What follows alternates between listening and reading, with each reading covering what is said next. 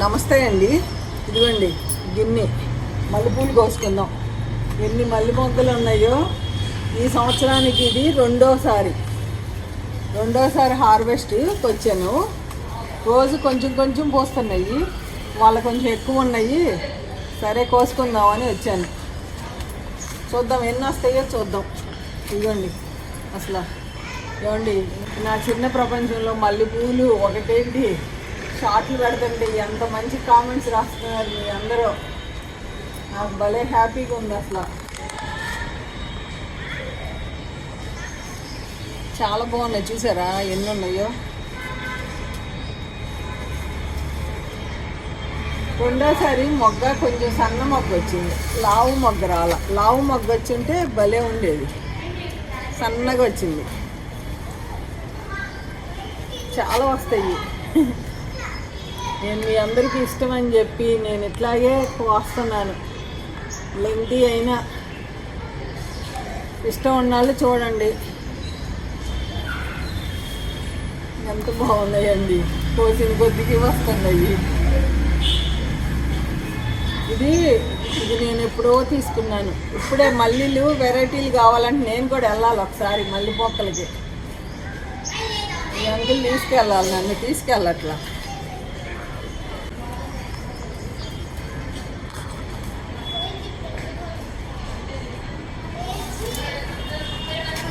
కనకాంబరాలు అయితే ఎన్ని పూలు పోస్తున్నాయో. కనకాంబరాలు ఇవి చాలా మంచి కాంబినేషన్గా కట్టచ్చు మాల.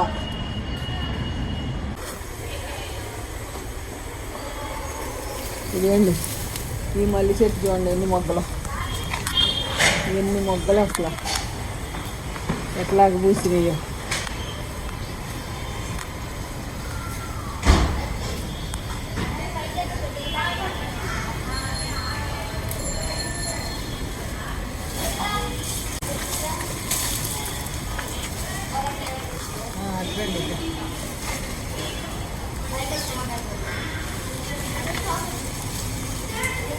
అసలు ఎన్ని మొగ్గలండి. పిల్లలు ఆడుకుంటున్నారు. నీళ్లు పడటానికి వచ్చాను నేను సాయంత్రం పూట.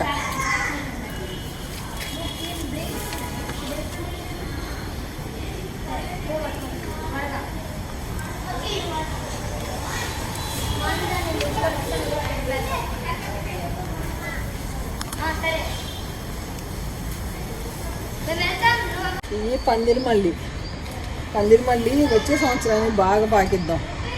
ఈ సంవత్సరానికి పాకిస్తున్నాను, నేను కడుతున్నాను. కానీ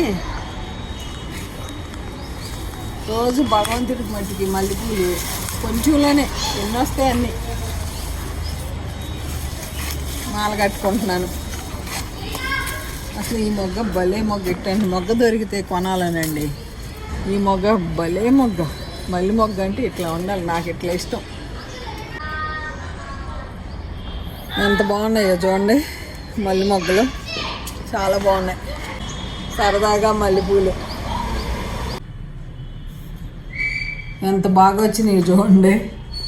చిన్న మాలలో భగవంతుడికి కట్టాను. ఎలా ఉంది? ఏదో సరదా అండి అంతే. మన ఇంట్లో రెండోసారి మల్లెపూలు బాగా వచ్చినాయి. సన్న మొగ్గ ఇట్లా కట్టాను. సన్న మొగ్గ ఇది ఒక మోర వచ్చింది.